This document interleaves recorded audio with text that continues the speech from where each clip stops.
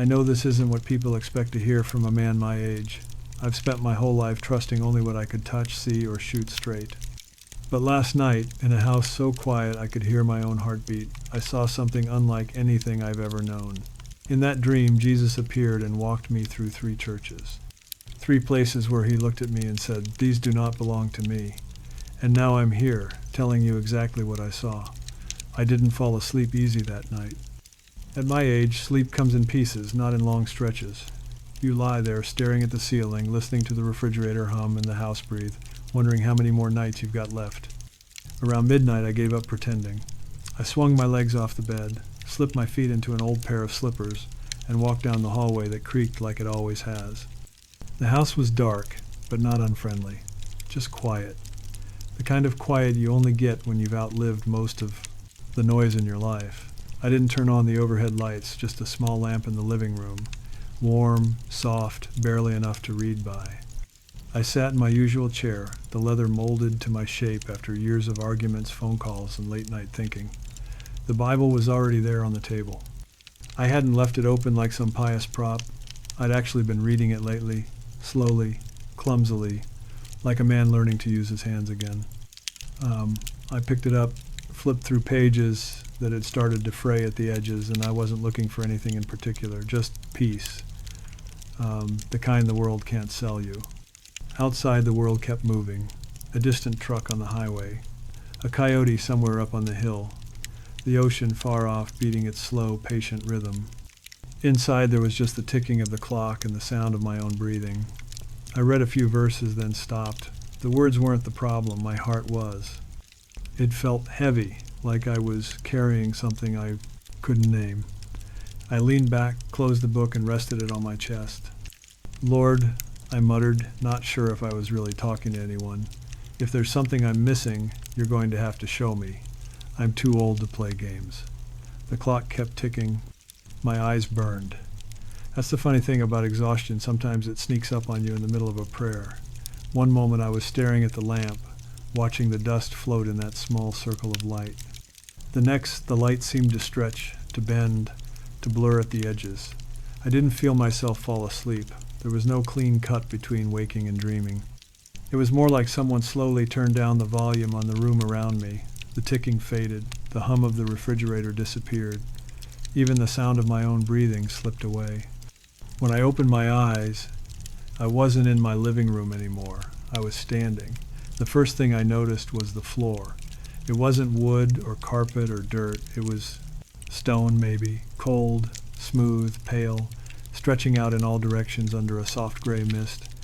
There was no ceiling, no visible sky, just a kind of light that came from everywhere and nowhere at once. No Sunday, no lamps, just enough brightness to see that I was utterly alone. The air was still, too still. No wind, no rustle of leaves, no traffic, no life. Just that thick, heavy silence pressing against my ears. My heart started to pound, not from fear exactly, but from the instinct that something was wrong. I looked down at myself, same clothes I'd worn in the house, same old hands, same old veins. But I wasn't home. I tried to take a step, and the sound of my own shoe on that stone floor echoed so loudly it startled me. It felt like walking inside a memory familiar and foreign at the same time. In the distance, the mist shifted, like a curtain being pulled back. A shape began to form, tall, darker than the gray around it, a line, no, a wall. Then I realized it wasn't a wall at all. It was a door, massive, silent, standing by itself in the middle of that empty place with nothing to hold it up, no hinges that I could see, no frame, just a door where no door should be, waiting. I didn't hear a voice, but I felt something tug at me from the inside, like a hand at the back of my coat. I knew, without understanding how, that if I stepped through that door, nothing would be the same again. And even before I saw him, before I heard his voice, I felt it. I was being pulled out of my world into his. The door didn't open with a sound. It just wasn't closed anymore. One blink, it was a solid, unbroken slab in the middle of the mist.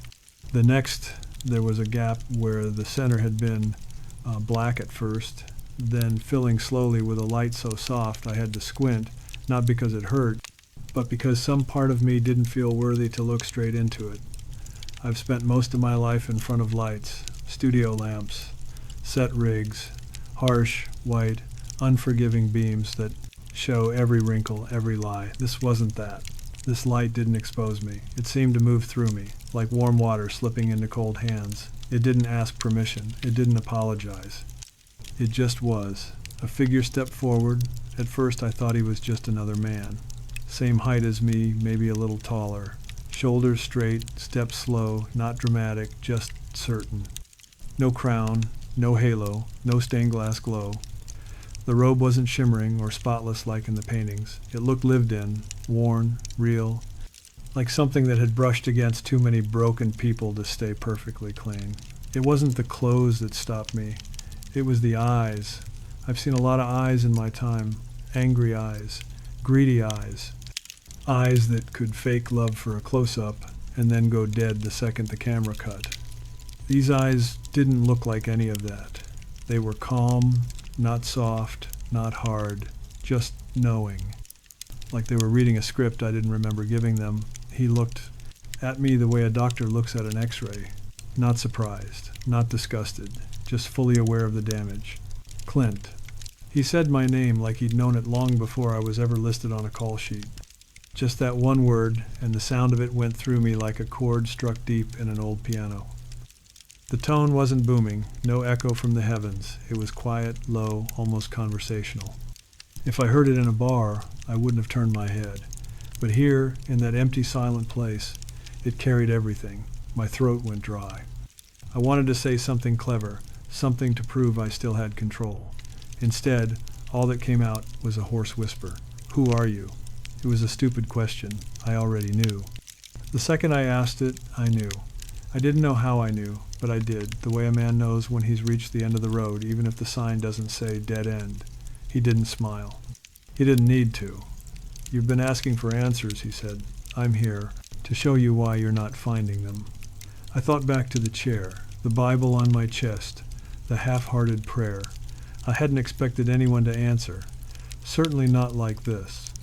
He turned his head, and I followed his gaze. Beyond the door, the mist started to thin, pulling back on both sides like a curtain before a show. Shapes began to form out there in the distance. Lines, angles, spires. Not clear yet, but familiar enough to make my stomach tighten. Churches. I recognized the silhouettes before I saw the details. Steeples, crosses, roof lines stacked like crowns, some tall and sharp, some low and wide. All of them standing in that gray nothing, anchored to nothing, as if they'd been dropped there from a great height and left where they landed. My first instinct was to talk. To be honest, I muttered, I haven't exactly been the church-going type. He didn't correct me. He didn't scold me. He walked past me, each step soundless against the stone floor, and stopped at my side, close enough that I could feel the heat coming off him in that cold, dead air. I know, he said. 2 words, no accusation, just fact. For a moment we stood there, shoulder to shoulder, looking at those distant buildings like 2 men staring down a town they were about to ride into. I felt small and old and strangely young, all at once, like I was back at the beginning of something I didn't understand. What is this place? I asked. He didn't answer my question. He answered the one underneath it. This, he said quietly, is where you see what you've been blind to.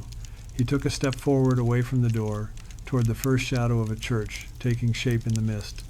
He didn't look back to see if I would follow. He didn't have to. Something in me moved my feet. I walked with him into the gray, toward those churches, with a feeling I hadn't had in a long, long time. Not power, not control, fear, and the sense that whatever I was about to see, I wouldn't be able to forget it. We didn't walk long before the first church came into focus.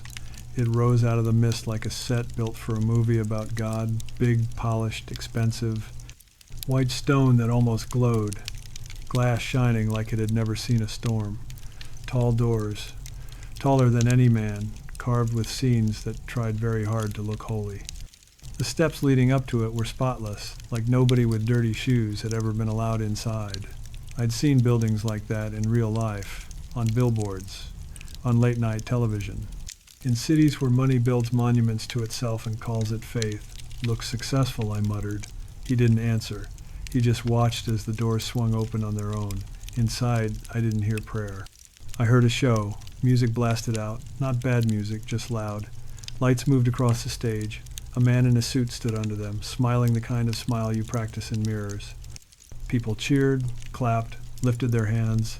The screens behind him showed his face from every angle. His name was everywhere. His logo, his brand. I leaned a little closer, squinting. "Where are you in there?" I asked. He didn't look away from the stage. "I'm not," he said quietly. We moved on. The mist swallowed that church, and another took its place.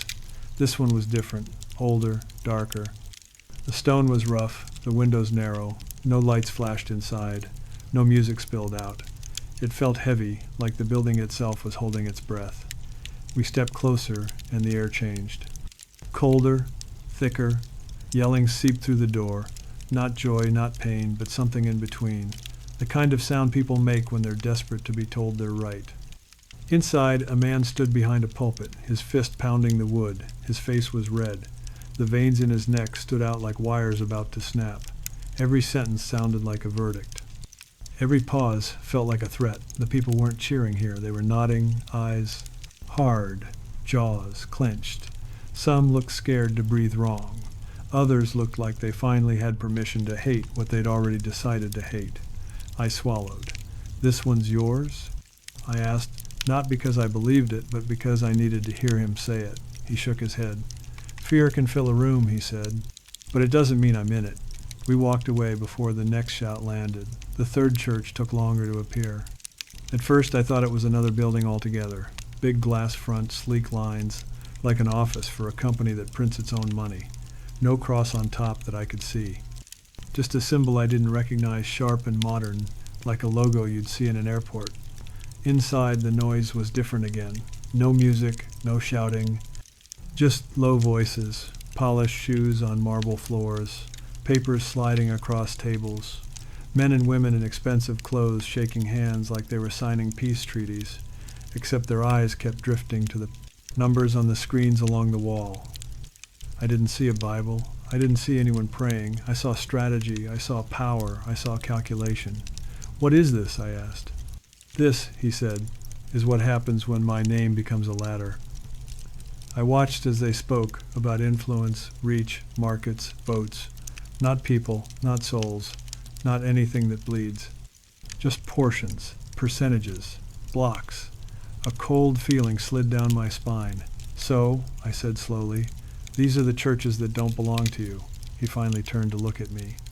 "They look different on the outside," he said, "but they share the same foundation." "What foundation?" I asked. He held my gaze, and for the first time since I'd seen him, there was a weight in his voice that hurt to hear. "Self," he said. The word hung there, heavier than any sermon. Self in the spotlight, self protected by fear, self dressed up as purpose and power. He nodded toward the 3 fading buildings. "They use my name. They borrow my words, but they don't belong to me." The churches began to blur, their edges dissolving back into the gray. I wanted to look away, but I couldn't. Not when I heard what he said next. "And you," he added gently, "have walked through all 3. The stone under my feet suddenly felt a lot less solid. The moment he said it, something inside me snapped. Not loudly, not like the crack of a gunshot or the slam of a door. It was quieter than that, softer, more final. Like the sound of old wood giving in after years of holding too much weight. I didn't answer him. I couldn't. My mouth went dry, my knees felt weak, and I had the strange sensation that the air around me had thickened, like I was suddenly trying to breathe through water. I looked down at my hands, these old stubborn hands that had held steering wheels, rifles, scripts, people, and for the first time in a long time they trembled. I had walked through all 3. I didn't need him to explain it. The memories did that for him. The first one hit me hard, the vanity, the bright lights, the applause that felt like oxygen. The years when fame wasn't something I had, it was something I needed. I remembered standing on stages, in rooms full of people who looked at me like I was more than I was. I remembered liking it, wanting it, feeding off it. I remembered brushing aside people who weren't useful, quietly deciding I was above certain things, above certain people. I swallowed, and the second memory hit even harder. Fear. Not fear of danger, I'd face that. Not fear of death, I'd made peace with that too. No, this was different. This was the fear of being judged, the fear of not being enough. The fear that makes a man harden his heart before anyone else can wound it. I remembered moments when I'd spoken sharply, not because I was strong, but because I was scared. Moments when I'd let anger speak for me. Moments when I'd chosen distance over compassion. And then the third memory rose up like a shadow behind me. Power.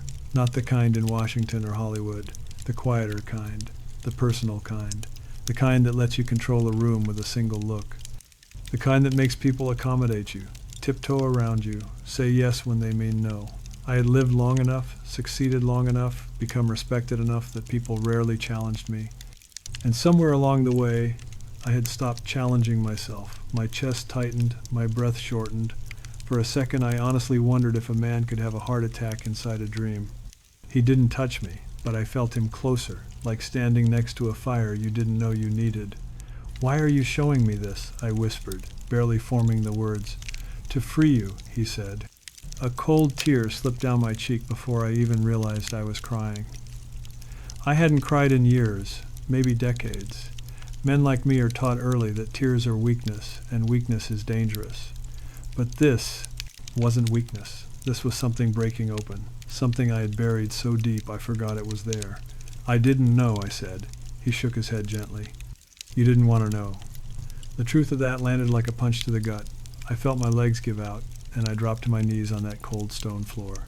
My palms hit the ground, and for a moment I couldn't lift my head. I wasn't ashamed in the way people think of shame. It was something deeper. The kind of shame that comes when you realize you've lived a long life and still manage to miss the point. The silence around us grew heavier, pressing down on my shoulders like a physical weight. I couldn't hide behind age, or fame, or stories, or grit. None of that mattered here. None of it followed me into this place. "I tried," I whispered. At least I thought I did. He knelt beside me. Not above me, not towering over me. Beside me. "I know," he said, "and that is why you're here."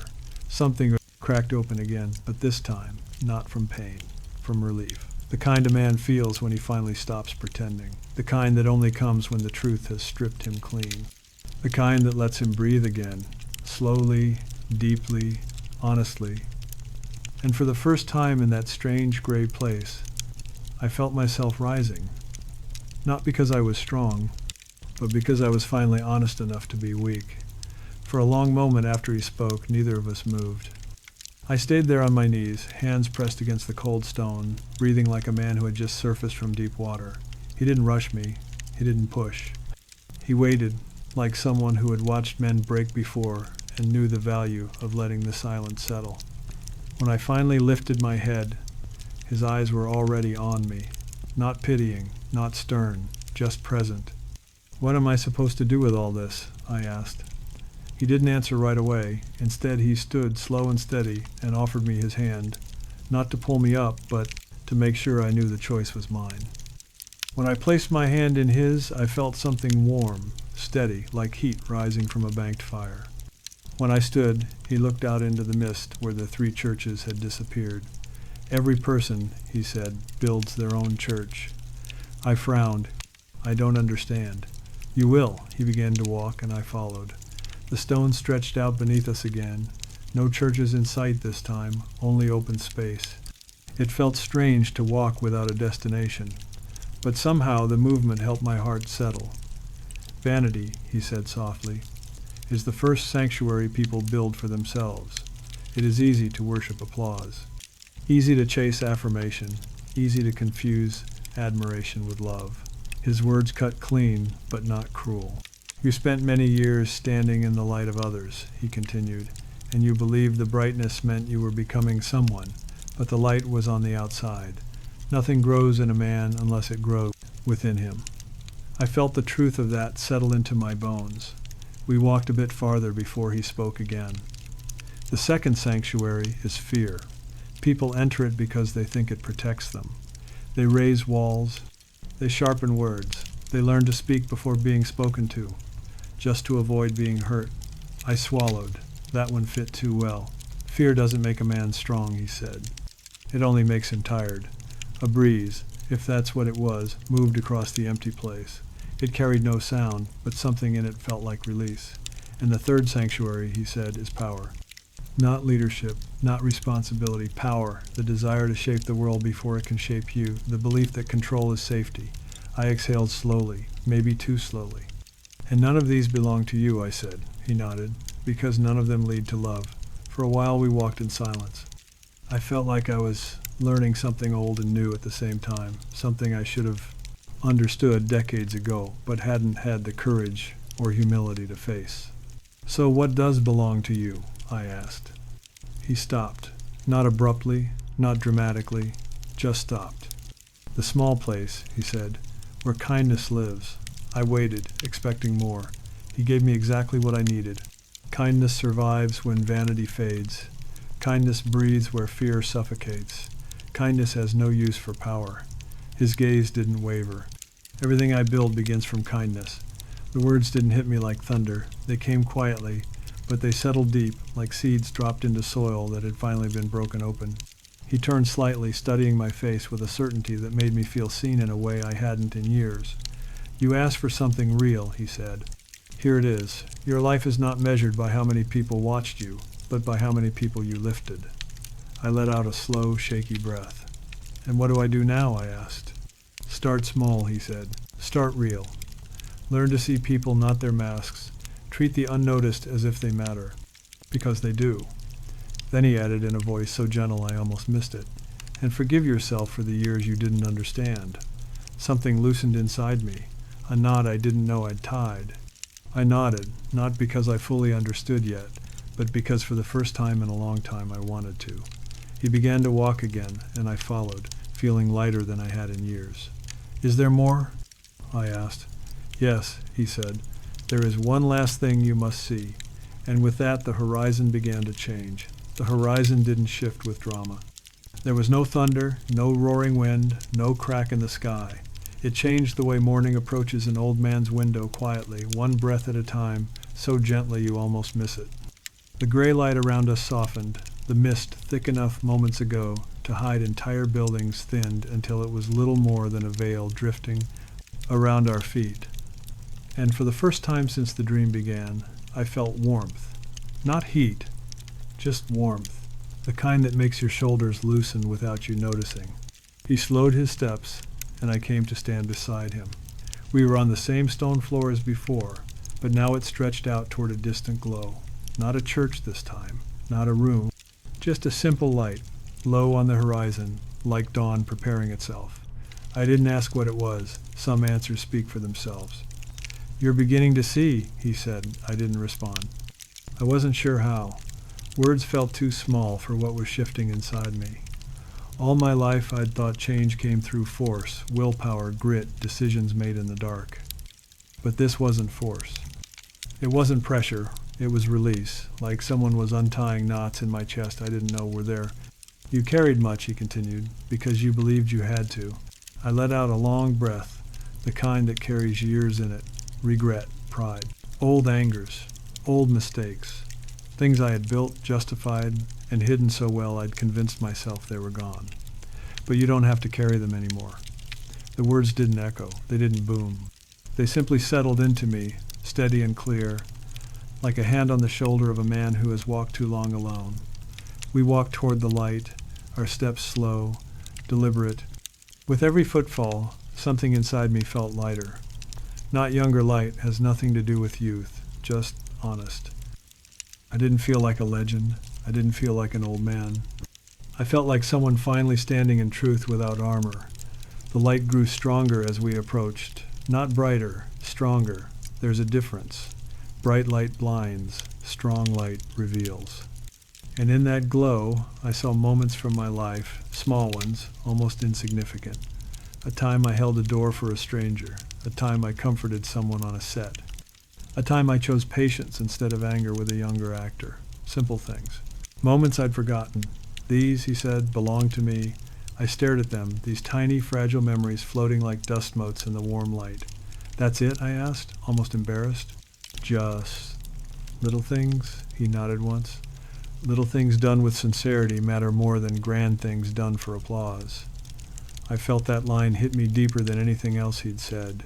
For a while we just stood there, watching the memories fade back into the light. Then the glow around us began to dim, not disappear, just soften like a lantern being covered by a gentle hand. "It's time," he said. "For what?" I asked. "To return." A quiet panic rose in me. "But what if I forget all this when I wake up?" He stepped closer until he was right in front of me. His eyes, steady and unwavering, held something I hadn't seen in them before. "You won't," he said, "because the truth you've seen is not meant to fade. It's meant to shape." The warmth around us started to withdraw, pulling back like a tide returning to the sea. My vision blurred not from fear, but from the strange, overwhelming clarity of knowing something precious was ending. "Will I see you again?" I asked. He didn't smile, he didn't frown. His expression stayed exactly as it had been from the beginning, honest. "I've always been with you," he said. "Now you'll know where to look." The light vanished, the stone vanished, and I opened my eyes in my living room. The lamp was still on, the Bible still rested on my chest. But the man who held it was not the same man who had fallen asleep. I've lived long enough to know that most of the noise we chase in life fades. The applause fades. The headlines fade. Even the face you see in the mirror becomes a stranger if you stare long enough. But every now and then, something cuts through the years, something so quiet it sounds like truth, something so simple it feels like it should have been obvious from the very beginning. That dream didn't give me new information, it gave me clarity. It peeled back the things I had learned to tolerate, the habits I had learned to excuse, the ways I had let myself drift without ever admitting it. It showed me the difference between what uses God's name and what carries his heart. And I'll tell you something I never expected to say at this age. I needed that clarity more than I needed comfort. I've spent decades playing men who wrestled with justice, guilt, redemption, mercy. I've directed stories about good people making bad choices and bad people trying to find the light again. But it took a dream, one quiet, impossible dream, to make me ask whether I had ever looked at myself with the same honesty I demanded from the characters I wrote. Because in the end, every person has to stand in front of their own truth, just like I stood in front of those 3 churches. And the truth doesn't yell. It whispers, and it waits. When I woke up, the world outside my window hadn't changed. The same sky, the same air, the same aches in my bones. But something inside me was different, not louder, just steadier. Like a compass that had finally decided which direction was north. What stayed with me wasn't the fear. It wasn't even the vision of the churches. It was one simple realization. The smallest acts of kindness outlive the largest structures built on ego. I think about that now when I meet people, strangers, neighbors, the young ones trying to find their way. I think about how easy it is to mistake confidence for wisdom or performance for faith. I think about how often we judge people for the wrong reasons and how rarely we stop long enough to simply see them. Every life, every face, every voice carries something sacred. You don't have to agree with someone to treat them with grace. You don't have to understand their journey to recognize their worth. And you don't have to fix the whole world, maybe just your corner of it. If that dream taught me anything, it's this. The world doesn't break because of one great evil. It breaks because small cruelties go unnoticed, because kindness goes unsaid, because fear goes unchallenged. But it can be healed the same way it breaks, one act, one choice, one moment at a time. And as for me, I don't know why I was shown what I was shown. I don't pretend to know the mind of God. But I know this much. Whatever time I have left, I want it to count for something real. Not for reputation, not for legacy, for truth, for mercy, for the fragile kind of love that doesn't need applause to survive. So if you've stayed with me this long, maybe there's a reason. Maybe something in you is being nudged the way I was nudged. Maybe it's time for you too to look at the places in your life that feel polished, but hollow, powerful, but cold, righteous, but unkind. Maybe it's time to ask the question I had to ask myself. Does this belong to him, or does it belong to me? I can't answer that for you. I can only tell you what I learned the night everything finally went quiet. The truth isn't always comfortable, but it is always kind. And if you follow that kindness, no matter how small, no matter how humble, you will never be walking alone.